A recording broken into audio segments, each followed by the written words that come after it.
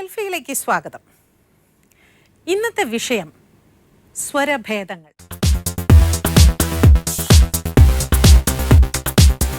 ജയൻ ദേവന് ഡബ് ചെയ്തിട്ടുണ്ട് അല്ലേ? അത്ര നന്നായിട്ടൊന്നും ഇല്ലായിരുന്നു.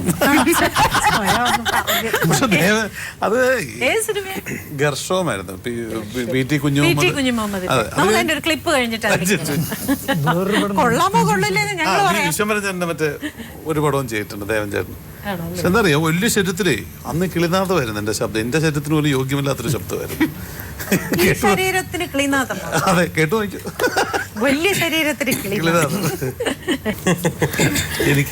എനിക്ക് പലപ്പോഴും തോന്നിയിട്ടുണ്ട് ഞാൻ മാച്ച് അല്ല എന്നുള്ളത്. പിന്നെ ഈ പറഞ്ഞ പോലെ നേരത്തെ ഇദ്ദേഹം ചോദിച്ചിട്ട് നമുക്ക് സിനിമയോടുള്ള ഒരു ഇഷ്ടമാണല്ലോ. ഇതിനകത്ത് എന്ത് ചെയ്യാൻ പറഞ്ഞാലും, നാളെ പ്രൊഡക്ഷൻ പണി ചെയ്യാൻ പറഞ്ഞാലും സിനിമയുടെ ഭാഗമാകാൻ പറ്റുമെന്നുണ്ടെങ്കിൽ എന്നെ സംബന്ധിച്ച് ചിന്തിക്കുകയാണെങ്കിൽ ഞാൻ സന്തോഷത്തോടെ ചെയ്യും. വേറെ കൊണ്ടില്ല, to be part of the film industry എന്ന് പറയുന്ന വലിയൊരു സ്വപ്നം. നമ്മളില്ലേ പിന്നെ ജീവിതത്തിൻ്റെ നമ്മുടെ ജോലിയും എല്ലാം കളഞ്ഞിട്ട് സിനിമ എന്ന് പറഞ്ഞിട്ട് ഇതിനകത്ത് വരില്ല. പിന്നെ മറ്റുള്ളവരുടെ നല്ലത് കാണുമ്പോൾ നമുക്ക് അക്സെപ്റ്റ് ചെയ്യാൻ തോന്നുന്നത് നമുക്ക് ഇതിനോടുള്ള ഇഷ്ടം കൊണ്ടാണ്. ബേസിക്കലി ഇതിനകത്തുള്ള വ്യക്തികൾ ഇപ്പോൾ ചേച്ചിയോടുള്ള സ്നേഹമോ അല്ലെ സാറിനോടുള്ള സ്നേഹമോ ഒന്നുമല്ല. നിങ്ങളൊക്കെ സിനിമയിലുണ്ടെന്നുള്ള സ്നേഹമാണ് നിങ്ങളോട് എനിക്കുള്ളത്. അല്ല, മിക്കവരും സിനിമയിലുള്ളവരുടെ ഒരു ബേസിക് ആറ്റിറ്റ്യൂഡ് അത് തന്നെയാണ്. അതിൽ നിന്ന് നമ്മൾ വ്യതിചലിക്കുമ്പോഴാണ് നമ്മളോട് ഇഷ്ടം ആൾക്കാർക്ക് കുറഞ്ഞു പോകുന്നത്.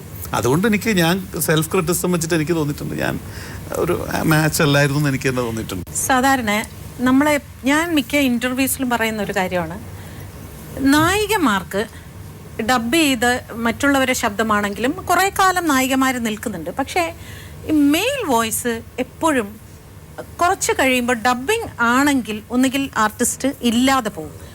ആ ഭയം കൊണ്ടാണോ പലപ്പോഴും ഈ നടന്മാർ സ്വന്തം ശബ്ദത്തിലേക്ക് പോകുന്നത്? അതല്ല, കാരണം സേനേട്ടന്റെ തന്നെ സിനിമയില്, ഈ പറയുന്ന ആഗ്രഹം എന്ന് പറയുന്ന സിനിമയില് ദേവന് ഹരിയേട്ടനാണ് ഡബ് ചെയ്തത് അല്ലേ? പിന്നെ ഗ്രാജുവലി ദേവൻ സ്വന്തം ശബ്ദത്തിലേക്ക് ഇറങ്ങി.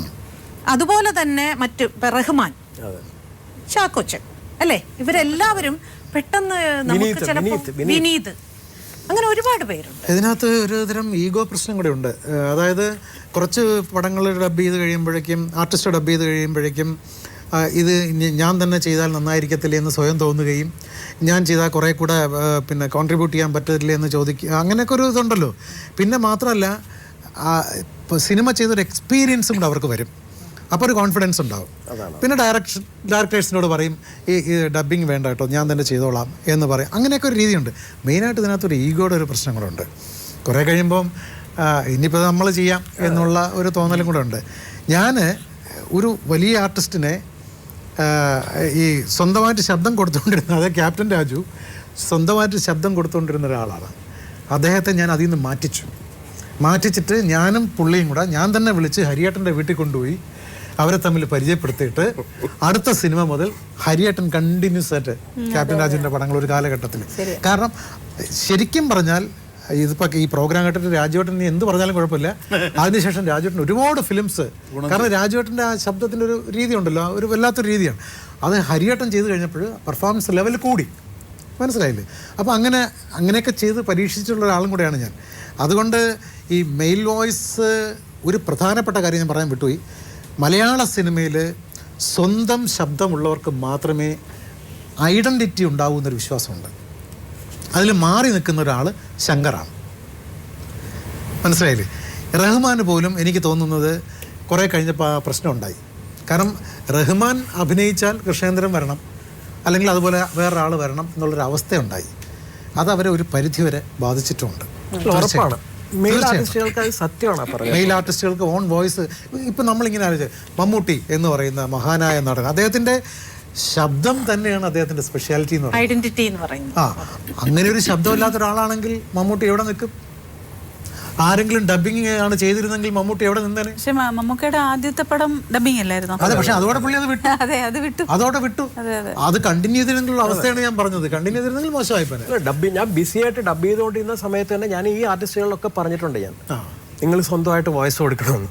അത് എനിക്കുള്ളൊരു അടിയായിരുന്നു ഞാൻ സ്വയം തന്നിരുന്നത്. പക്ഷെ അതാണ് അതിന്റെ സത്യം എന്നുള്ളത്. ഞാൻ പല ആർട്ടിസ്റ്റുകൾക്കും തിയേറ്ററിൽ പോയി നിന്ന് ഡബിങ് പഠിപ്പിച്ചു കൊടുത്ത് ചെയ്യിപ്പിച്ചിട്ടുണ്ട് ഒരുപാട് ജിസ്മോൻ ഈ പറയുന്ന പോലെ ഒരു ഡബിങ് ആർട്ടിസ്റ്റും ഒരു ആഡ് ഫിലിം മേക്കറും സംവിധായകനും ഒക്കെയാണ്. അപ്പോൾ ഒരു ഡയറക്ടറായിട്ട് ജിസ്മോൻ ഒരു ഡബിങ് ആർട്ടിസ്റ്റായിട്ട് മൈക്കിന് മുമ്പിൽ നിന്നിട്ടുണ്ട്. അതേസമയം ഒരു ഡയറക്ടറായിട്ട് കൺസോളിൽ ഇരുന്നു കൊണ്ട് മറ്റുള്ളവരെ ഡയറക്റ്റ് ചെയ്യാനുള്ളൊരു എന്ത് രീതിയിലായിരിക്കും അപ്പൊ അവരോട് ചിലപ്പോ അവരോട് അപ്പൊ തോന്നില്ലേ അയ്യോ ഇവിടെ ഇതൊക്കെ ഇതുപോലത്തെ മണ്ടത്തരമൊക്കെ നമ്മളും അവിടെ നിന്ന് കാണിച്ചിട്ടുണ്ടോ പിന്നെ തോന്നും. ചേച്ചി ഞാൻ ആഡ് ഫിലിംസ് ചെയ്യുന്ന സമയത്തും ഇപ്പൊ സിനിമ ചെയ്യുന്ന സമയത്തും എനിക്ക് ആർട്ടിസ്റ്റുകളെ കൊണ്ട് ഒരുപാട് ടേക്ക് എടുപ്പിക്കുന്ന ഇഷ്ടമല്ല. ഞാൻ ഒരു ദേവി ഒരുപാട് ഡബ് ചെയ്തിട്ടുണ്ട്. ഒരു നമ്മൾ എത്ര പൊട്ട പറഞ്ഞു നന്നായിട്ടുണ്ട് ദേവി, നമുക്ക് ഒന്നും കൂടെ എടുക്കാം. അതായത് 2-3 ടേക്കുകൾ ഞാൻ എടുപ്പിക്കത്തേ ഇല്ല. അത് ഒരുപക്ഷെ എനിക്ക് അങ്ങനെയുള്ള അനുഭവങ്ങൾ ഉള്ളതുകൊണ്ടായിരിക്കാം, മീൻ ഡബിങ് ആർട്ടിസ്റ്റ് ആയിട്ട് വന്നുകൊണ്ടായിരിക്കാം. പിന്നെ അതിനേക്കാൾ ഉപരി കഴിയുന്നത് ഞാൻ തന്നെ ട്രാക്ക് ഡബ് ചെയ്ത് വെക്കും. ഇപ്പൊ ബൈസൈക്കിൾ തീവ്സിന്റെ ഷൂട്ടിംഗ് കഴിഞ്ഞിട്ട് റിലീസിന് കറക്റ്റ് 1 മാസമേ ഉള്ളൂ. ഡബിങ്ങും പോസ്റ്റ് പ്രൊഡക്ഷൻ എല്ലാം കൂടെ ചേർത്ത് 1 മാസത്തിനുള്ളിൽ റിലീസ് ചെയ്തേ പറ്റുള്ളൂ. ഞാൻ ഈവൻ ആസിഫ് അലിക്കും അപർണയ്ക്കും സലിം കുമാറിനും ഒക്കെ ഞാൻ ട്രാക്ക് ചെയ്തു. ട്രാക്ക് തരുമ്പോ ജിസ്മോൻ ചേട്ടൻ എനിക്ക് ഞാൻ ഡബ് ചെയ്യേണ്ടത് ഡബ് ചെയ്തിട്ടുണ്ടാവും. ഇപ്പൊ ഈ നിറവറയ്ക്ക് ഞാൻ സംയുക്തയ്ക്ക് ഓർമ്മ ചെയ്തത് അല്ല ധാത്രി ചെയ്തപ്പോ നിറവറയുടെ കാവ്യമാധവൻ വെച്ചിട്ടുള്ള കമ്മീഷൻസ് അത് എപ്പോഴും ഒരു 19 വർഷം 20 വർഷം അങ്ങനെയൊക്കെ ഉണ്ട് അവരുടെ ഒരു സീരീസ് എന്ന് പറയുന്നത്. അപ്പോൾ അതിലൊക്കെ ദേവിയൊക്കെയാണ് വോയിസ് ദേവി വിമ്മി ഒക്കെ. അപ്പോൾ ഞാൻ കറക്റ്റ് കാവ്യയ്ക്ക് വേണ്ടി ഞാൻ തന്നെ ട്രാക്ക് പറഞ്ഞിട്ടുണ്ടാവും. എന്താണെന്നറിയോ ചേച്ചി, ഞാൻ ഇതാണ് ഉദ്ദേശിക്കുന്നത്. അവർക്ക് ഒറ്റത്തവണ പൈലറ്റ് കേൾക്കുന്നതിന് പകരം ഞാൻ ആഡ് ഫിലിം ചെയ്യുന്ന സമയത്ത് നാഗറ യൂസ് ചെയ്യാറില്ല, വോയിസേ യൂസ് ചെയ്യാറില്ല. ഇല്ല നേരെ ഞാൻ വന്ന് കൺസോളിൽ മൊത്തം പേർക്ക് ട്രാക്ക് ഡബ് ചെയ്തിട്ട് ചെയ്യിപ്പിക്കാറുള്ളൂ. അത് എൻ്റെ ഒരു രീതിയാണ്. ഞാൻ പറഞ്ഞു വന്നത് ഞാൻ ടേക്കുകൾ കൂടുതൽ എടുപ്പിക്കാൻ എനിക്ക് ഭയങ്കര മടിയുള്ളൊരു കാര്യമാണ്. ഈ ആഡ് ഫിലിം ഡബ് ചെയ്യുന്നത് ശരിക്കും സിനിമ ഡബ് ചെയ്യുന്ന പോലെ ചെയ്താൽ പോരാ അല്ലേ? ഒട്ടുമല്ല. എനിക്ക് ഞാൻ ഏറ്റവും പരാജയപ്പെടുന്ന ഒരു സംഭവമാണത്. എനിക്ക് പറ്റുകയില്ല ആഡ് ഫിലിം ചെയ്യാനായിട്ട്. എക്സാജറേറ്റ് ചെയ്യണം ചെറുതായിട്ട്. ഇച്ചിരി കൂടെ കാരണം ഇപ്പോഴും ഒന്നൊന്ന് ഇപ്പൊ ആഡ് ഫിലിമിന്റെ ഒരു സ്വഭാവം മാറി വരുന്നുണ്ട്. റിയലിസ്റ്റിക് ആയിട്ട് ഭയങ്കര റെവല്യൂഷൻ നടക്കുന്നുണ്ട് അങ്ങനെയുള്ള കോൺസെപ്റ്റുകളിലൊക്കെ. ബോംബെയിൽ നിന്ന് വരുന്ന പരസ്യങ്ങളിൽ പ്രത്യേകിച്ച് കേരളത്തിൽ അത്ര പേര് ചേഞ്ച് വന്നിട്ടില്ലെങ്കിൽ പോലും ഇപ്പൊ ആഡ് ഫിലിമിലേക്ക് വന്നോണ്ടാണ് ഞാൻ പറയുന്നത്. നിങ്ങൾക്ക് എത്ര പേർക്ക് അറിയാം ഇപ്പൊ ഓർത്തിരിക്കുന്ന ഒരു ആഡ് ഫിലിം ചോദിച്ചു കഴിഞ്ഞാൽ പെട്ടെന്ന് പറയാൻ രാധേ അതിമനോഹരമായിരിക്കുന്നു എന്നെയാണ് ഉദ്ദേശിച്ചത്, അല്ല നിന്റെ പാചകം. ഇത് ആരുടെ വോയിസ് ആണെന്നറിയാമോ? ചന്ദ്രമോഹൻചേട്ടനല്ലേ? എത്ര പേർക്ക് അറിയാം, അതാണ് ചോദിച്ചത്. ചന്ദ്രമോഹൻചേട്ടന്റെ ഈ കുട്ടികൾക്ക് നിങ്ങൾ കേട്ടിട്ടുണ്ടോ പരസ്യങ്ങള്? കാരണം ദൂരദർശനിൽ പണ്ട് ഉണ്ടായിരുന്ന TV വന്ന സമയത്തൊക്കെയുള്ള അതായത് ഇപ്പൊ നേരത്തെ ജിസ്മോൻ പറഞ്ഞതുപോലെ എനിക്ക് എൻ്റെ ഒരു ശബ്ദം എന്ന് പറയുന്നത് എനിക്ക് കേട്ടുമടുത്ത ഒരു ശബ്ദമാണ്. ഞാൻ തന്നെ പലപ്പോഴും മതിയായി ഈ ശബ്ദം കേട്ടിട്ടെന്ന് എനിക്ക് തന്നെ തോന്നിയിട്ടുണ്ട്. അത്രയ്ക്ക് ഒരു മൊണോട്ടണസ് ചിലപ്പോൾ എൻ്റെ മോഡുലേഷനിലുണ്ടാവാം, എൻ്റെ ശബ്ദത്തിലുണ്ടാവാം. എനിക്ക് അങ്ങനെ വേരിയേഷൻ ചെയ്യാൻ എൻ്റെ ഏറ്റവും കുറവുകൾ ഞാൻ നന്നായിട്ട് മനസ്സിലാക്കിയ ഒരാളാണ്. പക്ഷേ നമ്മുടെ മലയാള സിനിമയിൽ ഒരുവിധപ്പെട്ട എല്ലാ ഹീറോയിൻസിനും ഡബ് ചെയ്തിട്ടും വളരെ നമുക്ക് ഓരോരുത്തർ കാണുമ്പോൾ ഈ ശബ്ദം ഇവരുടെ തന്നെ കറക്റ്റാ എന്ന് തോന്നിയിട്ടില്ല. ഇപ്പൊ സുഹാസിനിക്ക് ഡബ് ചെയ്യുമ്പോൾ ആൻഡുലേച്ചി കറക്റ്റ് ആണെന്ന് തോന്നിയിട്ടുണ്ട്. ഗീതയ്ക്ക് ഡബ് ചെയ്യുമ്പോൾ ഗീതയ്ക്ക് ആപ്റ്റ് ആണെന്ന് തോന്നിയിട്ടുണ്ട്. മാധവിക്ക് ഡബ് ചെയ്യുമ്പോൾ മാധവിക്ക് ആപ്റ്റ് ആണെന്ന് തോന്നിയിട്ടുണ്ട് അല്ലേ? നമുക്കൊരു സുഹാസിനിയുടെ ഒരു ക്ലിപ്പ് വോയിസ് ഇങ്ങനെ ഡിഫറെന്റ് വോയിസ് വരുത്താനായിട്ട് എന്ത് പ്രിപ്പറേഷനാണ് ശരിക്കും ചെയ്യുന്നത്? ഇല്ല, അങ്ങനെ പ്രത്യേകിച്ച് ഒന്നും ചെയ്യാറില്ല. നാടകം ഒരുപാട് സഹായിച്ചിട്ടുണ്ട്. അതാണ് നാടകത്തിൽ അഭിനയിച്ച് ഒരുപാട് സ്റ്റേജ് പ്രൊഫഷണൽ ട്രൂപ്പുകളിൽ ഒരുപാട് ഞാൻ അഭിനയിച്ചിട്ടുണ്ടല്ലോ. Kalidasan, KPSC, national theatres. അപ്പോൾ അവിടെയൊക്കെ ഈ ഓരോ നാടകങ്ങളിൽ പല ശബ്ദങ്ങളിൽ പല ക്യാരക്ടേഴ്സ് ചെയ്തുള്ള എക്സ്പീരിയൻസ് കൊണ്ട് സിനിമയിൽ വന്നപ്പോൾ അതൊരു ഉപകാരമായി എന്നുള്ളതേ ഉള്ളൂ. അതുകൊണ്ട് അങ്ങനെ ചെയ്യാൻ പറ്റുന്നു. അത് ശരി. ഈ ഏകദേശം ഒരു 8-9 ശബ്ദം വരെ ഇങ്ങനെ മാറ്റി ചെയ്യാൻ പറ്റുന്നുണ്ടല്ലേ? പറ്റുന്നുണ്ട്. പണ്ടത്തെ ഡബ്ബിംഗ് ആർട്ടിസ്റ്റുകൾ ഇന്നത്തെ ഡബ്ബിംഗ് ആർട്ടിസ്റ്റുകൾ ഇവരിലുണ്ടാകുന്ന വ്യത്യാസം, ഉണ്ണേട്ടൻ പ്രത്യക്ഷത്തിൽ കാണുന്ന ഒരു വ്യത്യാസം എന്താണ്? പ്രൊഫഷണലി, ബിഹേവിയറിലും എല്ലാ രീതിയിലും. ശരിക്കും പറഞ്ഞാൽ ഇപ്പോഴത്തെ ഡബ്ബിംഗ് ആർട്ടിസ്റ്റുകൾ ഞാൻ പറയുന്നില്ല, ഈവൻ ആർട്ടിസ്റ്റുകൾ ഒരു കൺസെപ്റ്റ് ഉണ്ട്. ഫസ്റ്റ് ടേക്ക് ഓക്കെ ആയിക്കൊള്ളണം. ഫസ്റ്റ് ടേക്ക് ഓക്കെ അല്ല എന്ന് പറഞ്ഞാൽ ഞാൻ പലർക്കും ഇഷ്ടപ്പെടാത്ത ആൾക്കാരുണ്ട്. അതൊരു തെറ്റാണ്. ഫസ്റ്റ് ടേക്ക് ഒരിക്കലും ഓക്കെ ആവില്ല. ഫസ്റ്റ് ടേക്ക് അല്ല ഓക്കെ, വീണ്ടും ട്രൈ ചെയ്തുകൊണ്ടിരിക്കണം. അപ്പോൾ അടൂർ സാറൊക്കെ 10, 15, 20, 25 ടേക്ക്, ചിലപ്പോൾ ഫസ്റ്റ് ടേക്ക് ഓക്കെ ആയിരിക്കും, അത് വേറെ കാര്യം. എടുത്തിട്ട് ഏറ്റവും നല്ല ഒരു ടേക്കേ ഉള്ളൂ. There's only one okay take. അത് കിട്ടുന്നവർ ചെയ്തേ പറ്റും. അതിപ്പോൾ നഷ്ടപ്പെട്ടുകൊണ്ടിരിക്കുന്നു. പിന്നെ ഈ പറഞ്ഞ പോലെ ആ ക്യാരക്ടറായിട്ട് കുറേ ഇൻവോൾവ് ചെയ്തിട്ട് പറയണമല്ലോ. ഇപ്പം ഞാൻ ഉദാഹരണത്തിന് ഇപ്പോൾ വള്ളുവനാടൻ സ്ലാങ് പറയുന്നത്, വള്ളുവനാടൻ സ്ലാങ് പല പടത്തിലും കേൾക്കുന്ന, ഞാനൊരു വള്ളുവനാട്ടുകാരനാണ്, എനിക്കറിയാം. പലതും ശരിയല്ല. അല്യ എന്നൊക്കെ പറഞ്ഞു കളയും. അല്യ എന്നൊരു വാക്കില്ല. അതുപോലെ അല്ല വേറെ ഒരു ചെറിയ കാര്യം കൂടി ഉണ്ട് ഇതിന്റെ ഇടയിൽ. ഇത് ഒരാവശ്യമില്ലാത്ത സ്ഥലത്തേക്ക് ഈ ഇല്ല എന്ന് ചേർക്കുന്ന കുറെ സ്ഥാനങ്ങളുണ്ട് ഇപ്പോൾ. കാരണം ഇവിടെ ട്രിവാൻഡ്രത്ത് നടക്കുന്ന കഥയാണെങ്കിലും ചില ഡബിംഗ് ആർട്ടിസ്റ്റുകൾ വോയിസ് കൊടുക്കുന്ന ഇല്ല, അതിന്റെ ആവശ്യമില്ല. അപ്പൊ അത് എവിടെ കൊടുക്കണം അറിയാതെ. അതാണ് പറഞ്ഞ ക്യാരക്ടർ അനുസരിച്ചിട്ട് വോയിസ് ചെയ്യാൻ പഠിക്കണം. അത് ആ സ്ലാങ് അറിയില്ലെങ്കിൽ എവിടെയെങ്കിലും കേട്ട് പഠിക്കണം, അല്ലെങ്കിൽ അത് ചെയ്യാതിരിക്കണം. രണ്ട് കാര്യമുള്ളൂ. പിന്നെ ടെക്നോളജി ഇമ്പ്രൂവ് ചെയ്തപ്പോൾ പല ഇമ്പ്രൂവ്മെൻറ്റ്സ് ഉണ്ട്. അതായത് ഇപ്പോൾ സിങ്ക്രണൈസേഷൻ വളരെയധികം ഈസി. ഇപ്പോൾ ആർട്ടിസ്റ്റ് സിംഗിൾ പറഞ്ഞില്ലെങ്കിൽ കൂടി ഒരു 50% അഡ്ജസ്റ്റ് ചെയ്യാൻ പറ്റും. അതുപോലെ ലെവൽസ് അതേപോലെ പണ്ടത്തെ പോലെ ഫേഡർ പിടിച്ച് കുറക്കേണ്ട ആവശ്യമില്ല, അല്ലാതെ ബൈ ഹാർട്ട് ചെയ്യേണ്ട കാര്യമില്ല. അതൊക്കെ ഇമ്പ്രൂവ്മെൻ്റ് ഉണ്ട്. അതിനനുസരിച്ചിട്ട് പക്ഷേ ഇത്തരം കാര്യങ്ങൾ കുറച്ച് ശ്രദ്ധിക്കണം എന്നാണ് എനിക്ക് തോന്നുന്നത്. പിന്നെ മലയാളം പറയുന്നത് മലയാളം പോലെ പറയുന്നത് തെറ്റാണെന്നുള്ള അങ്ങനെയുള്ള ചില വിചാരങ്ങളുള്ള ആൾക്കാരുണ്ട്. മലയാളം പോലെയല്ല, വേറെ എന്തോ പോലെ പറഞ്ഞാലാണ് ഗംഭീരമായ കാര്യം, അങ്ങനെ ആയിരിക്കുന്ന ആൾക്കാർ. അതെല്ലാം തെറ്റാണ്. ഡബ്ബിങ് ആർട്ടിസ്റ്റുകൾ അതിൽ വരുന്നില്ല എന്ന് എനിക്ക് തോന്നുന്നു. പാട്ടുകാരാണ് അത് കൂടുതൽ. പിന്നുള്ളത് ചില ഇപ്പോൾ ഒരു വള്ളുവനാടൻ സ്ലാങ് തന്നെ എടുക്കാം. ഒരു വാക്ക് കിഷല്ല എന്ന് പറഞ്ഞു കഴിഞ്ഞാൽ എനിക്ക് നിശ്ചയമില്ല എന്നാണ്. അത് ആ വള്ളുവനാടൻ ക്യാരക്ടറിന് ഡബ്ബിങ് കിഷല്ല എന്ന് പറയണം, അല്ലാതെ കിച്ചല്ല എന്ന് പറഞ്ഞാൽ ശരിയാവില്ല. ഇത് മനസ്സിലാക്കി ചെയ്യണമെന്ന് ഞാൻ പറയുന്നത്. ഇതാണ് ബേസിക്കായിട്ട്. ഇപ്പോൾ എനിക്ക് തോന്നുന്നു ഈ ഇത്തരം കാര്യങ്ങളിലാണ് ഡബ്ബിങ് ആർട്ടിസ്റ്റുകൾ പഴയ ആൾക്കാർ അതെല്ലാം ശ്രദ്ധിച്ചിരുന്നു എന്ന് എനിക്ക് തോന്നുന്നുണ്ട്. ഇന്നത്തെ കാലത്ത് കുറച്ചുകൂടി ശ്രദ്ധിക്കേണ്ട കാര്യം ഇതൊക്കെയാണെന്ന് എനിക്ക്. ഒരു സൗണ്ട് റെക്കോർഡിസ്റ്റ് എന്ന നിലയിൽ ഡബ്ബിങ് ആർട്ടിസ്റ്റുകൾ ആണോ അതോ ആർട്ടിസ്റ്റുകളാണോ വളരെ ഫാസ്റ്റായിട്ട് ഡബ് ചെയ്യുന്നത്? അതിപ്പോൾ രണ്ടുപേരും ഫാസ്റ്റ് ഡബ് ചെയ്യുന്നത്. ഇപ്പോൾ ആർട്ടിസ്റ്റുകളൊക്കെ വളരെ ഫാസ്റ്റായി ഡബ് ചെയ്യുന്ന ഫാസ്റ്റായി ചെയ്യുക എന്നുള്ളത് ഒരു വലിയ ക്വാളിറ്റി ആയിട്ട് എനിക്ക് തോന്നുന്നില്ല. ഒരു ക്വാളിറ്റി ഒന്നുമില്ല ഫാസ്റ്റായിട്ട് ചെയ്യുന്നത്. നന്നായിട്ട് ചെയ്യുള്ളത് ചിലപ്പം സ്ലോ ആയിട്ട് ചെയ്താലും നന്നായി ചെയ്യാൻ പറ്റും. നന്നായിട്ടുള്ള റിസൾട്ട് കിട്ടാനുള്ളതാണ് കാര്യം. ഫാസ്റ്റാണോ അല്ല എന്നുള്ളതല്ല. ഇന്ന് നമ്മുടെ മലയാള സിനിമ വളർന്നുകൊണ്ടിരിക്കുന്ന ഒരു കാലഘട്ടമാണ്. അപ്പോൾ ഇനി വരാൻ പോകുന്നതും ലൈവ് റെക്കോർഡിങ്ങിൻ്റെ ഒരു കാലമാണ്. അപ്പോൾ ഇത് ഇപ്പോഴുള്ള ഡബ്ബിംഗ് ആർട്ടിസ്റ്റുകൾക്ക് ഒരു വെല്ലുവിളിയായി മാറുമോ? ഒരു ഡയറക്ടർ ഒരു ടേക്ക് ഓക്കെ പറയണമെങ്കിൽ ആ അഭിനേതാവ് പറയുന്നതും ഓക്കെ ആയിരിക്കണം, അല്ലേ?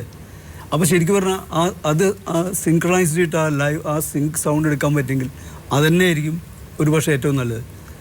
ഇപ്പോൾ അതിന് വേറെയുണ്ട്. ഇപ്പോൾ ഒരു ഡബ്ബിങ് നടക്കുന്ന ഒരു റൂമിനകത്ത് വെച്ചിട്ടാണ് നമ്മൾ ഔട്ട്സൈഡ് സീൻസൊക്കെ റെക്കോർഡ് ചെയ്യുന്നത്. വേറെ ഷൂട്ടിംഗ് ലൊക്കേഷൻ പലതുമാണ്. അപ്പോൾ ഇവിടുത്തെ ഒരു ശബ്ദം, എൻ്റെ ശബ്ദം ഈ റൂമിൻ്റെ ക്വാളിറ്റി അനുസരിച്ച് മാറും. ഞാൻ പുറത്തുനിന്ന് പറയുന്ന പോലെയല്ല ഞാൻ ഇവിടുന്ന് പറയുന്നത്. അപ്പോൾ പുറത്തുനിന്ന് ഷൂട്ട് ചെയ്തൊരു സീൻ ഒരു സ്റ്റുഡിയോക്കകത്ത് ഡബ്ബിങ് എന്തായാലും ക്വാളിറ്റി വ്യത്യാസമുണ്ടാവും.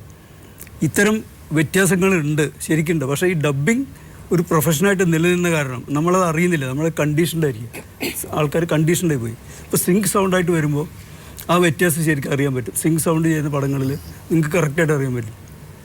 അപ്പോൾ ഇത് മലയാളത്തെ പോലെ റീജിയണൽ ലാംഗ്വേജിൽ സിങ്ക് സൗണ്ട് 100% വരാൻ പോകുന്നില്ല. കാരണം മലയാളികൾ മാത്രമായിട്ട് അഭിനയിച്ചുകൊണ്ടുള്ള പടങ്ങൾ വളരെ കുറവ്.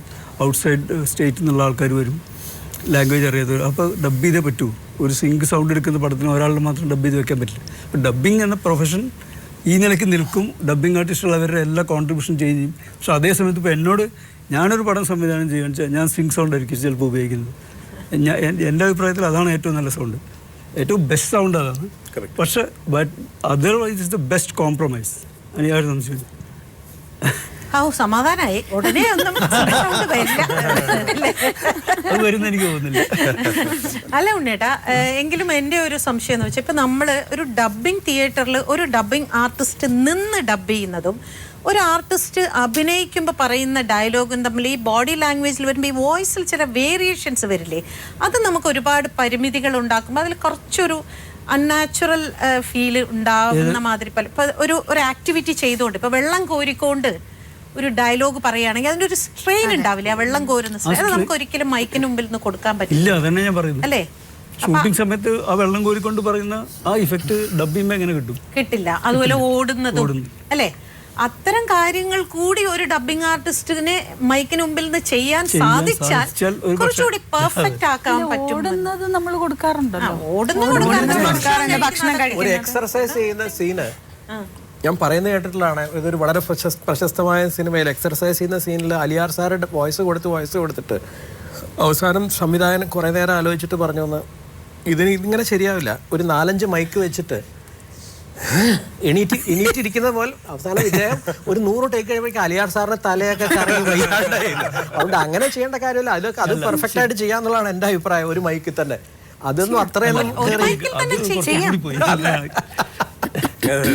സേനേട്ടനടുത്ത് എനിക്കൊരു ചോദ്യം. അതായത് സേനേട്ടനെ പോലെ പല സംവിധായകരും പറയുന്നുണ്ട് ഡബ്ബിംഗ് ആർട്ടിസ്റ്റുകൾ എന്തുകൊണ്ടും വളരെ കഴിവുള്ളവരാണ്, അവരോളം പലപ്പോഴും ആർട്ടിസ്റ്റുകൾ പലപ്പോഴും ശരിയാവാറില്ല എന്നൊക്കെ പറയുന്നുണ്ടെങ്കിലും ഈ ഡബ്ബിംഗ് ആർട്ടിസ്റ്റുകളെല്ലാം അഭിനയിക്കാൻ താല്പര്യത്തോടു കൂടി വന്നവരാണ്. എന്തുകൊണ്ട് നിങ്ങൾ എങ്കിൽ അവർക്ക് അഭിനയിക്കാൻ അവസരം കൊടുക്കുന്നില്ല? അതൊരു നല്ല ചോദ്യമാണ്. പക്ഷേ പല ഡബ്ബിംഗ് ആർട്ടിസ്റ്റുകളും ഇങ്ങനെ അഭിനയിച്ചാൽ കൊള്ളാം എന്ന് പറഞ്ഞിട്ടില്ല, അങ്ങനെ പറയാറില്ല. ഇപ്പോൾ ഭാഗ്യലക്ഷ്മി ആദ്യം ആർട്ടിസ്റ്റായിരുന്നു. ഭാഗ്യലക്ഷ്മി ഒരിക്കൽ പോലും എന്നോട് സിനിമയിൽ അഭിനയിക്കാൻ സാധ്യതയുണ്ടോ, ചാൻസ് ഉണ്ടോ എന്ന് ചോദിച്ചിട്ടില്ല ഇതുവരെ. ഇപ്പോൾ ദേവി എൻ്റെ സിനിമയിൽ അഭിനയിച്ചിട്ടുണ്ട്, ഒരു സിനിമയിൽ. അതിനുശേഷം ദേവി ഒരിക്കൽ പോലും ഞാനിനി ആക്ട് ചെയ്യുന്നുണ്ട്. ചോദിക്കണോ, അങ്ങോട്ട് ചോദിച്ചൂടെ അഭിനയിക്കുന്നു? അല്ല, അങ്ങോട്ട് ചോദിക്കുന്ന ഒരു സമ്പ്രദായം സിനിമയിൽ അങ്ങനെ ഇല്ലല്ലോ. എങ്കിൽ പിന്നെ നമുക്ക് ആരോടെല്ലാം ചോദിക്കാം. ഇഷ്ടമുണ്ടെങ്കിലേ. പിന്നെ ജയനുമായിട്ട് പരിചയപ്പെടുന്നത് ആർട്ടിസ്റ്റായിട്ട് തന്നെയാണ്, അതായത് അഭിനയിക്കാൻ ഉള്ള ആളെന്നുള്ള രീതിയിൽ തന്നെയാണ് പരിചയപ്പെടുന്നത്. അങ്ങനെയാണ് ജയൻ ഒരു സിനിമയ്ക്കകത്ത് വന്നത്. പിന്നീട് ഇല്ലായിരുന്നു. പിന്നെ ചന്ദ്രമോഹൻ ആദ്യം മുതലേ എൻ്റെ ശങ്കർ അഭിനയിച്ച സിനിമയിലൊക്കെ ഡബ് ചെയ്യുന്ന ആളാണ്. ഒരിക്കൽ പോലും ചന്ദ്രമോഹൻ അങ്ങനെ ഒരു ആഗ്രഹം പറഞ്ഞിട്ടില്ല.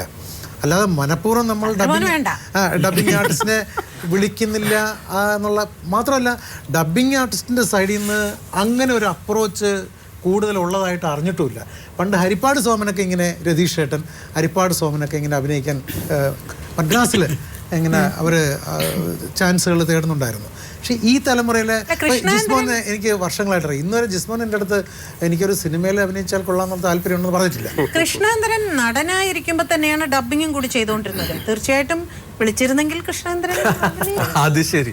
അല്ല, എനിക്ക് ഈ നമ്മുടെ മറ്റേ കുട്ടി പറഞ്ഞതിനകത്ത് ഒരു ചെറിയൊരു സംഭവം, ഈ ഡബ്ബിംഗ് ആർട്ടിസ്റ്റിന് വെല്ലുവിളിയാവുമെന്ന് ചോദിച്ചില്ലേ, അതിലൊരു ചെറിയ വ്യത്യാസമുണ്ട്.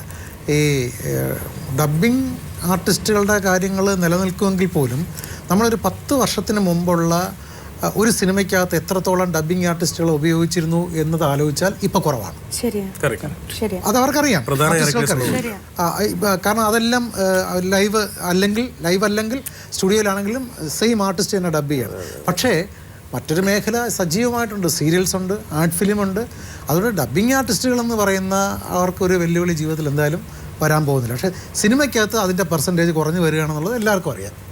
അതുകൊണ്ട് പിന്നെ ഈ സിങ്ക് സൗണ്ടിൻ്റെ ഒരു പ്രത്യേകത എന്ന് പറയുന്നത് ടെക്നിക്കലി ഒരു കാര്യം പറയാനുണ്ട്. ഈ ക്ലോസ്ഡ് മൈക്ക് വളരെ ക്ലോസായിട്ട് വച്ച് നമ്മൾ സംസാരിച്ചിട്ട് നമുക്ക് കിട്ടുന്ന ഓഡിയോ എന്ന് പറയുന്നത് ഒരിക്കലും നാച്ചുറൽ ഓഡിയോ അല്ല. അതിനൊരു ഉദാഹരണം പറയാം. ഇത് അദ്ദേഹം പറയുമെന്ന് വിചാരിച്ച പോയിൻ്റാണ്. അതിനൊരു ഉദാഹരണം പറയാം. നമ്മൾ ഷൂട്ടിംഗ് സമയത്ത് നമുക്ക് കിട്ടുന്ന കുറേ ലൈവ് സൗണ്ടുകളുണ്ട്.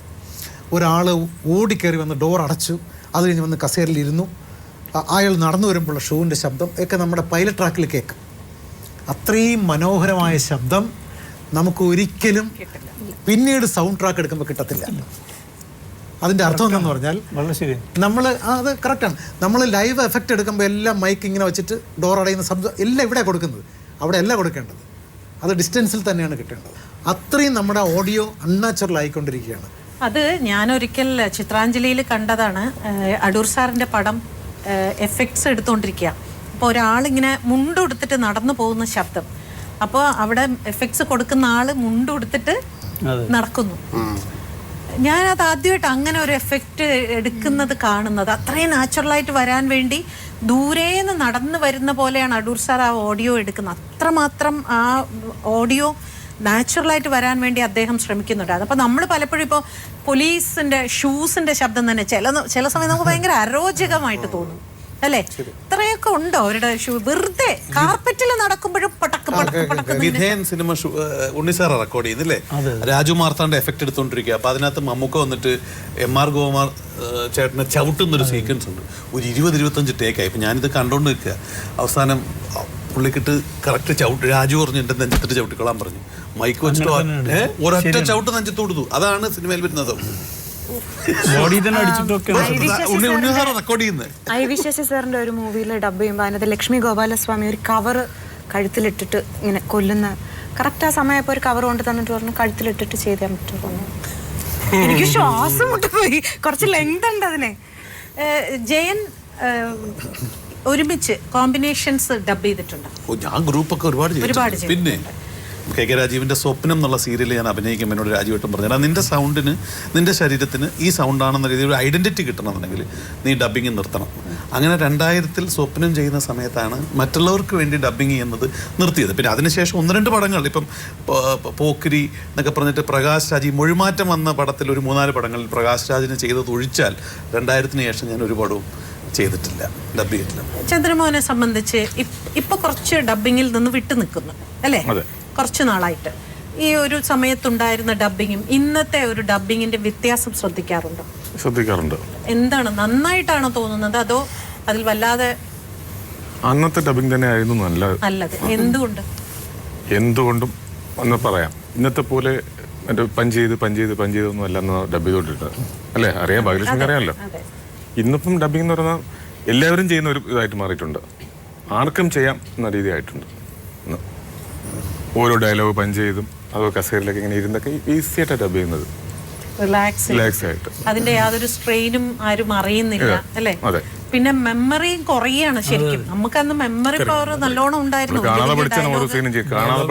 കാണാതെ പഠിക്കുക എന്നുള്ളത് ആ പവറാണ് ഇപ്പൊ നഷ്ടപ്പെട്ടുകൊണ്ടിരിക്കുന്നത്. നമുക്ക് ജന്മന കിട്ടിയ കുറെ കഴിവുകള് അതെല്ലാം ഇല്ലാതായിക്കൊണ്ടിരിക്കുകയാണ്. അത് ഡബിങ്ങിലും പാട്ടിലും ഒക്കെ പ്രശ്നമുണ്ട്. എത്രയോ ഫോൺ നമ്പേഴ്സ് നമുക്ക് കാണാതെ അറിയാമായിരുന്നു. ഓരോരുത്തർ നമ്പർ അറിയാൻ പറ്റത്തില്ല. മുഴുവൻ സംഭവിച്ചുകൊണ്ടിരിക്കുന്ന ഒരു കാര്യമാണത്. കുറച്ചെങ്കിലും അറിയാവുന്ന എനിക്ക് മാത്രമേ ഉള്ളൂ.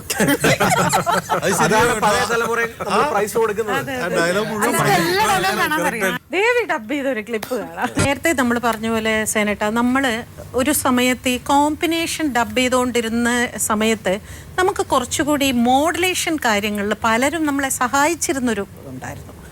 പക്ഷേ എനിക്ക് തോന്നുന്നു ജിസ്മോനൊക്കെ കോമ്പിനേഷൻ അധികം കുറച്ചൊക്കെ അല്ലേ അവസാനത്തെ സ്റ്റേജിലാണ്. അപ്പം അന്ന് നമ്മളൊക്കെ എന്ന് പറഞ്ഞാൽ അച്ഛൻ, അമ്മ, അങ്ങനെ ഇങ്ങനെ എല്ലാവരും കൂടെ ഇരുന്ന്. ഇന്ന് അതിൻ്റെ ഒരു കുറവ് നന്നായിട്ട് സംഭവിച്ചിട്ടുണ്ട് ഇന്നത്തെ ഡബ്ബിംഗ് ആർട്ടിസ്റ്റുകൾക്ക് എന്ന് തോന്നിയിട്ടില്ലേ? കോമ്പിനേഷൻ നിന്ന് ഡബ് ചെയ്യുമ്പോൾ ഞാൻ അതിൽ തുടക്കം കറക്റ്റ് ആണെങ്കിൽ, ആദ്യത്തെ ആർട്ടിസ്റ്റിൻ്റെ ആ പെർഫോമൻസ് കറക്റ്റ് ആണെങ്കിൽ, ഡയലോഗ് പറയുന്ന മോഡുലേഷൻ കറക്റ്റ് ആണെങ്കിൽ ബാക്കി ആ ലൂപ്പിനകത്തുള്ള എല്ലാം പെർഫെക്റ്റ് ആയിരിക്കും. കാരണം കൂടെ നിൽക്കുകയല്ലേ, വിഷ്വൽ കാണുകയും ചെയ്യുന്നുണ്ട്, ആർട്ടിസ്റ്റുകൾ കൂടെ നിൽക്കുകയും ചെയ്യുന്നുണ്ട്. അപ്പോൾ അവിടെ തന്നെ ലൈവ് ആവുകയാണ്. അങ്ങനെ ലൈവ് ആവുന്നില്ല എന്നുള്ളതാണ് ഇപ്പോഴത്തെ. നമ്മൾ അസ്യൂം ചെയ്യണം ആൾ ഇങ്ങനെ ആയിരിക്കും ഡബ് ചെയ്യാന്ന് അസ്യൂം ചെയ്താണ് നമ്മൾ ഡബ് ചെയ്യുന്നത്. ഇപ്പോൾ വേറൊരു പ്രശ്നമുണ്ട്. ചില ആർട്ടിസ്റ്റുകൾ, ചില ഹീറോസ് എല്ലാവരുടെയും വോയിസ് എടുത്തതിന് ശേഷം അവർ ഡബ് ചെയ്യത്തുള്ളൂ. അതെന്താന്ന് പറഞ്ഞാൽ അതിനകത്തൊരു ഈഗോ പ്രശ്നമുണ്ട്. എന്ന് പറഞ്ഞാൽ മറ്റുള്ളവരെല്ലാം എങ്ങനെ മോഡുലേറ്റ് ചെയ്തിരിക്കുന്നു, എത്രത്തോളം വോയിസ് ക്ലാരിറ്റി ഉണ്ട്, എത്രത്തോളം ബേസ് ഉണ്ട്. ബേസ് ഒക്കെ വലിയൊരു പ്രശ്നമാണ്. പ്രത്യേകിച്ച് ഹീറോസിന് ബേസ് 100 കിലോ. അതിനൊക്കെ വേണ്ടി സിഗരറ്റ് വലിക്കുന്നവരുണ്ട്, മുറുക്കാൻ തിന്നുന്നവരുണ്ട്, വെളുപ്പിനെ ഡബ് ചെയ്യുന്നവരുണ്ട്. 4. അപ്പൊ അതെല്ലാം തെറ്റിദ്ധാരണയാണ്. ജന്മന ഒരു സാധനം നമ്മുടെ കയ്യിലുണ്ട്, അത് മാത്രമേ നമുക്ക് വെളിയിലോട്ട് കൊണ്ടുവരാൻ പറ്റുള്ളൂ. പിന്നെ കുറേ പ്രാക്ടീസ്, അത്രേ ഉള്ളൂ. അല്ലാതെ ഒരു ആർട്ടിഫിഷ്യൽ ബേസ് എന്നൊക്കെ പറഞ്ഞാൽ അത് കേൾക്കാൻ സഹിക്കത്തില്ലത്. അപ്പം അങ്ങനെ ഈ പറഞ്ഞ പോലെ കോമ്പിനേഷനിൽ നിന്ന് സെപ്പറേറ്റ് ആയിട്ട് വന്നപ്പോൾ സംഭവിച്ച കുറേ ദുരന്തങ്ങളുണ്ട്. അതിതാണ്, മറ്റേ ആൾ എങ്ങനെ പറയും, അയാൾ ഇനി ഇങ്ങനെ ആയിരിക്കുമോ പറയുന്നത് എന്നൊക്കെ ആലോചിച്ചും കൂടി ഡബ് ചെയ്യേണ്ടി വരും. അതൊരു പ്രശ്നമാണ്. എന്ന് കരുതി നമുക്കിനി അതിലേക്ക് തിരിച്ചു പോകാനൊന്നും പറ്റത്തില്ല. ടെക്നോളജി മാറിപ്പോയി. ഇപ്പൊ ഒരു ലൂപ്പ് ഇട്ട് കൊടുത്താൽ ഒരു പക്ഷേ ദേവിയെ കൊണ്ടോ ഒന്നും ചിന്തിക്കാൻ പോലും പറ്റത്തില്ല. നാഷണൽ അവാർഡ് ആക്ച്വലി ഡബ്ബിംഗ് ആണെങ്കിൽ ആർട്ടിസ്റ്റുകൾക്ക് കൊടുക്കാൻ പാടില്ല എന്നൊരു നിയമമുണ്ട്. സ്വന്തം ശബ്ദം ഉള്ളവർ മാത്രമേ നാഷണൽ അവാർഡിന് അർഹരാവുന്നുള്ളൂ എന്ന് അവരുടെ ബൈലോയിൽ പറയുന്നുണ്ട്. എന്നിട്ടും ഇവിടെ നമ്മുടെ മലയാള സിനിമയിൽ നാഷണൽ അവാർഡ് വാങ്ങിയിട്ടുള്ളവരെല്ലാവർക്കും തന്നെ ഡബ്ബിംഗ് ആണ്. ഈ ഒരു പ്രവണതയെ കുറിച്ച് ഒരു സൗണ്ട് എഞ്ചിനീയർ എനിക്ക് തോന്നുന്നത് അറിയാം, ഏത് അവാർഡും നാഷണൽ അവാർഡ് എന്നല്ല, ഒരു ആർട്ടിസ്റ്റിന് കൊടുക്കുക ഡബ് ചെയ്ത ആർട്ടിസ്റ്റ് ആണെങ്കിൽ ആ ഡബ്ബിംഗ് ആർട്ടിസ്റ്റിന് അവാർഡ് കൊടുക്കണം. ഐദർ സെപ്പറേറ്റ് അവാർഡ് അല്ലെങ്കിൽ നാഷണൽ അവാർഡിൻ്റെ ഒരു ഷെയർ ആ ഡബ്ബിംഗ് ആർട്ടിസ്റ്റ് കൊടുക്കണം. അഭിനയം കംപ്ലീറ്റ് ആവുന്നത് വോയിസും കൂടി വരുമ്പോഴേ. അഭിനയം വെറുതെ മൂകാഭിനയമല്ലല്ലോ. അഭിനയം കംപ്ലീറ്റ് ആവണമെങ്കിൽ ആ വോയിസ് കൂടി വേണം. അപ്പോൾ നാഷണൽ അവാർഡ് ഡബ് ചെയ്ത ആൾക്കാണ് കൊടുക്കണമെങ്കിൽ ആ ഡബ് ചെയ്ത ആൾക്ക് ഒന്നുമില്ല അവാർഡിൻ്റെ ഷെയർ അല്ലെങ്കിൽ വേറൊരു അവാർഡ് കൊടുക്കും. അവിടെയാണ് ഒരു ഇഷ്യൂ കിടക്കുന്നത്. അതായത് ഒരു ജഡ്ജ് ഫിലിം കണ്ടുകൊണ്ടിരിക്കുമ്പോൾ ഇത് ഡബ് ചെയ്തതാണോ അറിയുന്നില്ലല്ലോ. അങ്ങനെ ഒരു ചിന്തയിലേക്ക് പോകാൻ പാടില്ലല്ലോ ശരിക്കും പറഞ്ഞു. പെർഫെക്റ്റ് ഡബിംഗ് ആണ് തിരിച്ചറിയത്തില്ല. പെർഫെക്റ്റ് ഡബിംഗ് ആണെന്ന് തിരിച്ചറിയത്തില്ല. അല്ല, അത് അറിയേണ്ട ആവശ്യമില്ല. അവാർഡ് കൊടുക്കാൻ തീരുമാനിക്കുകയാണ്. ഒരു എക്സ് എന്ന് പറഞ്ഞ ആർട്ടിസ്റ്റിന് അവാർഡ് കൊടുക്കാൻ തീരുമാനിച്ചു. അപ്പൊ നോക്കാം ഇത് ഡബ് ചെയ്താണോ അല്ലയോ, എഴുതി കൊടുത്തിട്ടുണ്ടോ? എഴുതി കൊടുത്തിട്ടുണ്ടാവും. പക്ഷേ ഞാൻ പറയുന്നതല്ല, എഴുതി കൊടുത്തിട്ടുണ്ടെങ്കിൽ പോലും അങ്ങനെ ഒരു കൺസിഡറേഷൻ അവിടെ ആവശ്യം വരത്തില്ല എന്നാണ് ഞാൻ പറഞ്ഞത്. അവർ നോക്കുമ്പോൾ പെർഫോമൻസ് പ്ലസ് വോയിസ് അത് ഡബിംഗ് ആണെന്ന് തോന്നുന്നില്ല. പക്ഷെ അങ്ങനെയല്ല ഉണ്ണേട്ടാ, ഇതിൽ സംഭവിക്കുന്നതെന്ന് വെച്ചാൽ നാഷണൽ അവാർഡിൽ ഒരിക്കലും ഡബിംഗ് ആണെന്ന് എഴുതി കൊടുക്കുന്നില്ല, ഓൺ വോയിസ് എന്ന് പറഞ്ഞാണ് കൊടുക്കുന്നത്. കാരണം എന്നോട് തന്നെ പലപ്പോഴും പറഞ്ഞിട്ടുണ്ട്, നാഷണൽ അവാർഡിന് അയച്ചിട്ടുണ്ട്, ദയവ് ഇത് ഇഷ്യൂ ആക്കരുതെന്ന് പലരും പറഞ്ഞു. അത് തെറ്റാണ്. അല്ല, അതിനകത്ത് കോളമില്ല. കോളമില്ല മാത്രം എഴുതിയും കൊടുക്കും. പക്ഷെ ഡബിംഗ് കേരള സ്റ്റേറ്റ് അവാർഡിന് അതുണ്ട്. കേരള സ്റ്റേറ്റ് അവാർഡിന് ഇപ്പോൾ ജോയ്സ് നമ്മൾ ചില കാര്യങ്ങളിൽ ഇപ്പോൾ ഇനി കഴിഞ്ഞ ദിവസം വളരെ ഹിറ്റായി ഓടിക്കൊണ്ടിരിക്കുന്ന ഒരു ഹിന്ദി സിനിമ കണ്ടു ഈ മിനിഞ്ഞാന്ന്. അതിൽ മദ്യപിക്കുന്ന സീൻ, പുകവലിക്കുന്ന സീൻ, ഭയങ്കരമായിട്ടുള്ള വയലൻസ് കാണിക്കുന്നുണ്ട്. ഒരിടത്തും മദ്യപാനം, പുകവലി ആരോഗ്യത്തിന് ഹാനികരം എന്ന് എഴുതി കാണിക്കുന്നില്ല. പക്ഷെ ഒരു മലയാള സിനിമ ചെയ്യുമ്പോൾ ഒരു രാജ്യത്താണ് നമ്മൾ ജീവിക്കുന്നത്. ഒരു രാജ്യത്ത് രണ്ട് നിയമം. കേരളത്തിൽ ആ സിനിമ കാണിക്കുമ്പോൾ അങ്ങനെ വേണ്ട, അവർ നോർത്ത് ഇന്ത്യയിൽ കാണിക്കുമ്പോഴും അങ്ങനെ വേണ്ട. പക്ഷെ ഒരു മലയാള സിനിമ അതേ തിയേറ്ററിൽ കാണിക്കുമ്പോൾ വലുതായിട്ട് എഴുതി കാണിക്കണം. ഒരു സിനിമ കാണാൻ ചെന്ന് തിയേറ്ററിലിരിക്കുമ്പോൾ ആദ്യം നമ്മൾ കാണുന്നത് ക്യാൻസർ പിടിച്ച് ഭയങ്കരമായ പ്രശ്നത്തോട് കൂടിയുള്ള ഒരാൾ, പിന്നെ ലങ്സ് പൊട്ടി ചുമക്കുന്ന ഒരാൾ. ഇത് രണ്ടും കൂടെ കഴിയുമ്പോൾ തന്നെ സിനിമ കാണാൻ വന്നിരുന്ന ഈ അവസ്ഥയിലാണ്. ആ കഷ്ടകാലത്തിന് ആ സിനിമ ഇത്തിരി മോശമാണെങ്കിൽ അത് 10 ഇരട്ടി മോശമായിട്ട് വെളിയിറങ്ങി ഇനി അവിടെയും തീർന്നില്ല. ഇന്റർവെല് കഴിഞ്ഞിട്ട് വീണ്ടും തുടങ്ങുമ്പോൾ ഇതാ വരണ ഈ അടുത്ത കാലത്ത് ഇറങ്ങിയ ഒരു സിനിമയില് നായികയുടെ കഷ്ടപ്പാട് നിറഞ്ഞ ഫ്ലാഷ് ബാക്ക് പറയുമ്പോൾ കാണിക്കുന്ന ഇതാണ്. എന്റെ ഫാദർ അല്ലല്ല, നായികയുടെ ഫ്ലാഷ് ബാക്ക് ഈ വിഷ്വലാണ്. എന്റെ അച്ഛന് പുകവലിക്കാരനായിരുന്നു പറയുമ്പോൾ നേരെ ഈ വിഷ്വലാണ് കാണിക്കും. എന്താ പറയുന്നത് കേൾക്കാം. ഡബിങ് ആർട്ടിസ്റ്റുകൾക്കുള്ളൊരു ആറ്റിറ്റ്യൂഡ് എന്ന് പറയുന്നത്, എന്നെ സംബന്ധിച്ച് പറയുകയാണെങ്കിൽ അത് ഡിഫറെൻ്റ് ആയിട്ടുള്ള പല ആൾക്കാരും പല രീതിയിലാണ് ബിഹേവ് ചെയ്യുന്നത്. കാരണം ഇപ്പോൾ സീരിയലിൽ ഞാൻ സ്ഥിരമായിട്ട് ചെയ്യുന്ന കുറേ ആർട്ടിസ്റ്റുകളുണ്ട്. അവരെല്ലാവരും ഞാനുമായിട്ട് ഭയങ്കര കമ്പനിയാണ്. അവർ എപ്പോഴും പുതിയ വർക്കിൽ ജോയിൻ ചെയ്യുമ്പോൾ അവരെന്നെ വിളിക്കാറുണ്ട്. അവരുടെ ടൈമിങ്ങും എൻ്റെ ടൈമിങ്ങും റെഡിയാവാനായിട്ടുള്ള ചില ഡിസ്കഷൻസ് ഉണ്ടാവാറുണ്ട്. പക്ഷെ സിനിമയിൽ എല്ലാവരും അങ്ങനെയല്ലെങ്കിലും ഒരു പരിധി വരെയുള്ള ആൾക്കാർ എന്നെ സംബന്ധിച്ച് എന്നെ വിളിക്കാറുണ്ട്. ഞാൻ ചെയ്തത് നന്നായിട്ടുണ്ടെങ്കിൽ അത് പറയുന്നുണ്ട്, ശരിയാക്കണമെന്നുണ്ടായത് കുറച്ചുകൂടി ഭംഗിയാക്കേണ്ട ഏരിയ ഉണ്ടായിരുന്നെങ്കിൽ അതുമൊക്കെ പറയാറുണ്ട്. പക്ഷേ ഒരു പർട്ടിക്കുലർ ആൾക്കാർ, കുറച്ച് ഈ പറയുന്ന ഒരു പക്ഷേ എൻ്റെ ശബ്ദത്തിലൂടെ തന്നെ ബ്രേക്ക് കിട്ടി വന്നിട്ടുള്ള ആൾക്കാർ പോലും നമ്മളെ അറിയുക പോലുമില്ല, നമ്മളെ ഒന്ന് വിളിക്കില്ല, സംസാരിക്കില്ല. പലരും ആ ഒരു ഡബ്ബിങ്ങിനെ ഒരു വലിയൊരു സംഭവമായിട്ട് കാണുന്നില്ല എന്നുള്ളതാണ് സത്യം. പക്ഷേ അത് ചിലപ്പോൾ ഒരുപക്ഷെ അവരുടെ ഈ ആർട്ടിസ്റ്റുകളുടെ ഒരു ഇമേജിനെ ബാധിക്കും എന്നുള്ളത് കൊണ്ടായിരിക്കാം അവരങ്ങനെ ചെയ്യുന്നത്. പക്ഷേ അതിൽ കൂടുതൽ എനിക്ക് തോന്നുന്നു ആർട്ടിസ്റ്റുകളെക്കാൾ കൂടുതൽ വേറെയും പല ആൾക്കാരും ഡബ്ബിങ് ആർട്ടിസ്റ്റിന് കൂടുതൽ വാല്യൂ കൊടുക്കുന്നില്ല എന്നെനിക്ക് തോന്നിയിട്ടുണ്ട്. എന്തുകൊണ്ടോ എനിക്ക് എൻ്റെ ഒരു വിശ്വാസം, ഒരു അഭിനയത്തിൻ്റെ ഒരു സിനിമ നടൻ അല്ലെങ്കിൽ സീരിയലിൽ അഭിനയിക്കുന്ന നടൻ നടി എന്ന് പറയുന്നത് അവരുടെ അഭിനയവും അതുപോലെ തന്നെ അവരുടെ ശബ്ദവും രണ്ടും ഈക്വൽ ഇമ്പോർട്ടൻസ് ഉള്ളതാണെന്നാണ് എൻ്റെ വിശ്വാസം. ഞാനൊരു 50% അഭിനയത്തിനും 50% ശബ്ദത്തിനും ഞാൻ കൊടുക്കുന്നുണ്ട്. കാരണം നമ്മുടെ മുഖത്ത് വരുന്ന എക്സ്പ്രഷൻസ് നമ്മൾ ശബ്ദത്തിലൂടെ അവതരിപ്പിച്ചെങ്കിൽ മാത്രമേ ക്യാരക്ടർ നന്നാവുകയുള്ളൂ. അപ്പോൾ ഇപ്പോൾ ഡബ്ബിങ് ആർട്ടിസ്റ്റുകൾക്ക് ഈ വിഷ്വൽ മാധ്യമങ്ങൾ വന്നതോടുകൂടി ഡബ്ബിങ് ആർട്ടിസ്റ്റ് ഒരുപാട് ഇമ്പോർട്ടൻസ് കിട്ടുന്നുണ്ട്. പക്ഷേ ഇത് പോരാ എന്ന് തന്നെയാണ് എനിക്ക് പറയാനുള്ളത്. സേനേട്ടാ, ഞാൻ ഒരു കാര്യം ചോദിക്കട്ടെ.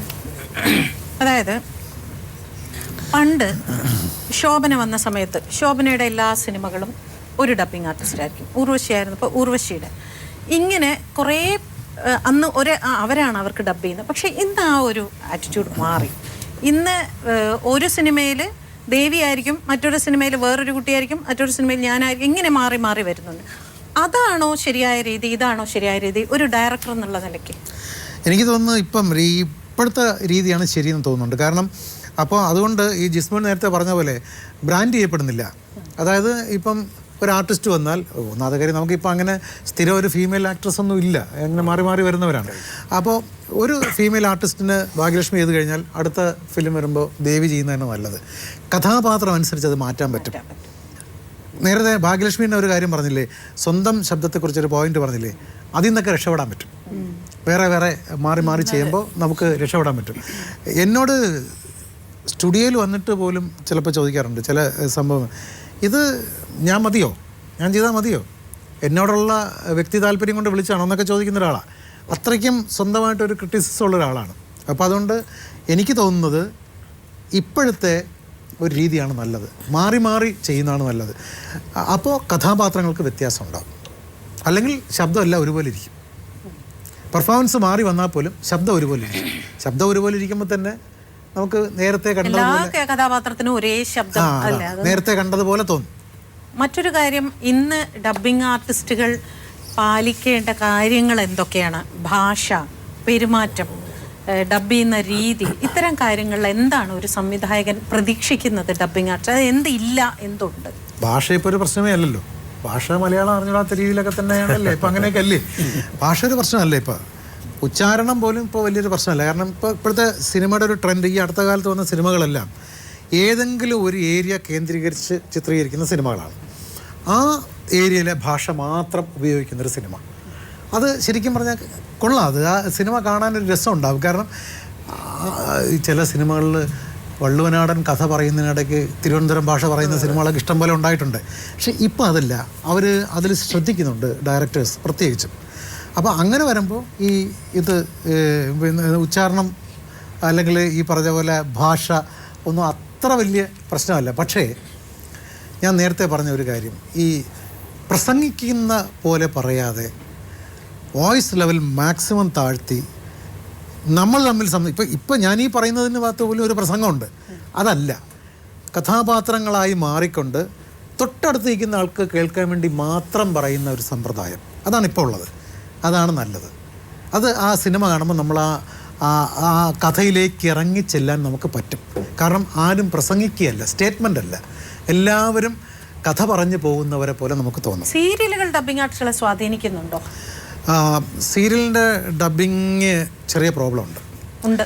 എനിക്ക് സീരിയലിൽ നിന്ന് ഡബ് ചെയ്തിട്ട് എൻ്റെ സ്റ്റുഡിയോയിലേക്ക് വരുന്ന, എൻ്റെ സിനിമയിലേക്ക് ഡബ് ചെയ്യാൻ വരുന്ന ആർട്ടിസ്റ്റുകളോട് ആദ്യമേ തന്നെ ചില കാര്യങ്ങൾ ഒന്ന് മാറ്റി എടുക്കേണ്ട അവസ്ഥ വരാറുണ്ട്. ഒരു ഉദാഹരണത്തിന്, ഈ സീരിയലിൽ അധികം സെൻറ്റിമെൻറ്റ്സ് ആണല്ലോ.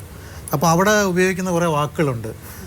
എൻ്റെ ജീവിതത്തിൽ എനിക്ക് ആരുമില്ല, എല്ലാത്തിലും ഒരു അടിയടിക്കും.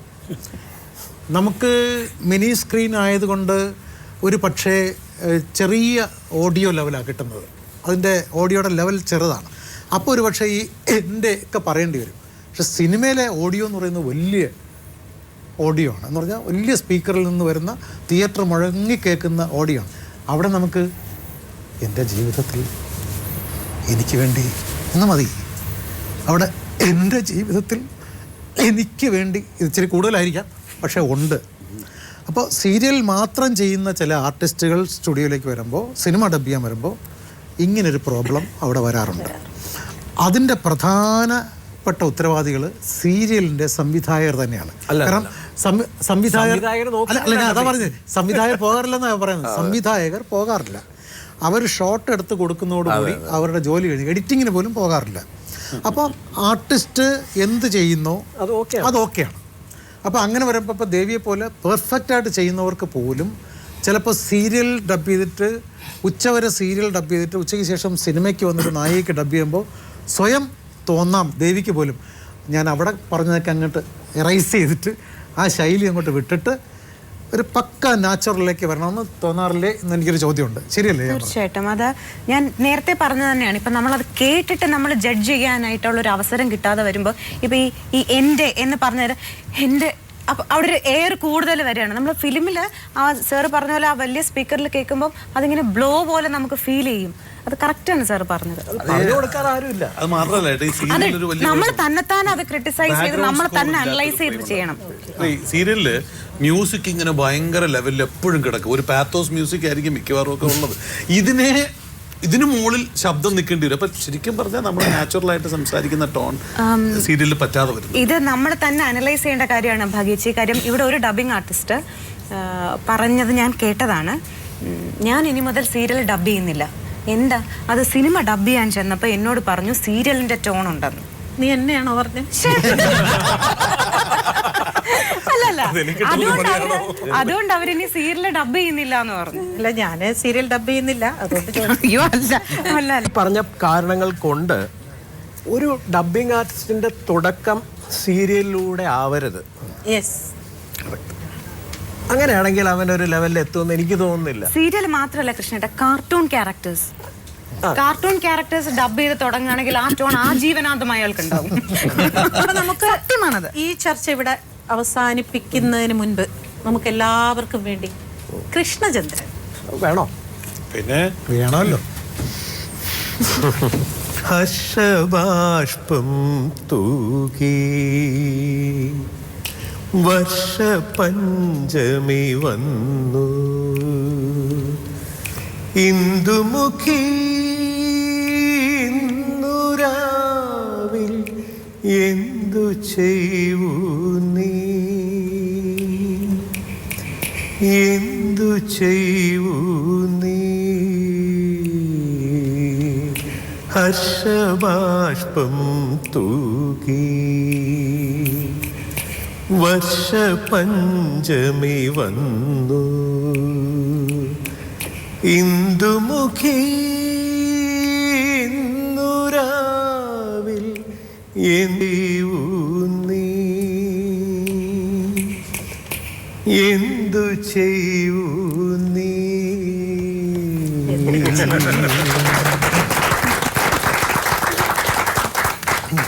വളരെ നല്ലൊരു ചർച്ചയായിരുന്നു. എങ്കിലും നമുക്കിത് പൂർണ്ണമായിട്ടും ഇവിടെയൊന്നും ഈ വിഷയം തീരില്ല. ഇതിങ്ങനെ നമുക്ക് നീട്ടിക്കൊണ്ടേ കുറേ കാര്യങ്ങൾ പറയാനും കുറേ കാര്യങ്ങൾ അറിയാനും പഠിക്കാനും പഠിപ്പിക്കാനും ഒക്കെ ഇതിലുണ്ട്.